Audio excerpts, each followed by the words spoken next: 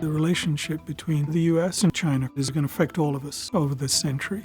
If you look around the world, there's really no problem that can be solved without China's constructive engagement. Unfortunately, I think we misunderstand the Chinese on multiple levels. First, they're not really a threat to the US, which is the way it's been often presented.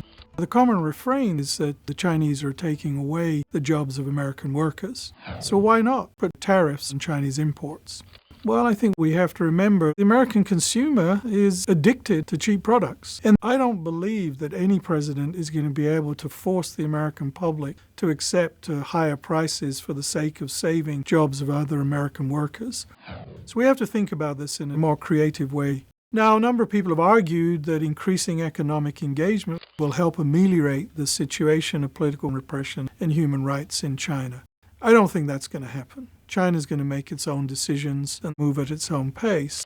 But the hope is, as its economy becomes more sophisticated, as it develops more of an urban middle class, the pressure will increase for greater political freedom as well as the greater economic freedom that has already been a product of reforms in China. Well, when I went first to China during the Cultural Revolution, it was still that traditional image of people running around in little blue mouse suits, regimented, organized, no freedom whatsoever. Today, China is much closer to not perhaps Western norms, but international ideas about what makes for a good life. We do tend to stereotype the Chinese as more accepting of authoritarian rule. But when it doesn't work anymore, I'm sure like many other countries, they'll throw off those shackles. There's no doubt that China is a much freer, much easier place to live in than it was 30 years ago. But there are questions about whether China can continue to develop effectively. There's a lot of waste in the Chinese economy. There's a housing bubble fit to burst. So simply looking at China today and seeing that as an insurmountable challenge for America is mistaken.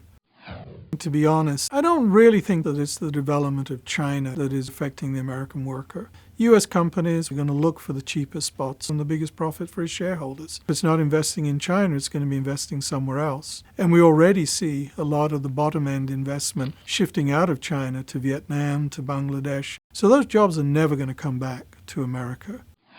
If we look forward, China has a huge war chest of foreign reserve funds because of the amount of U.S. debt it buys up, that it could invest back into America. But it will only do that, I think, if America invests sufficiently in its own infrastructure.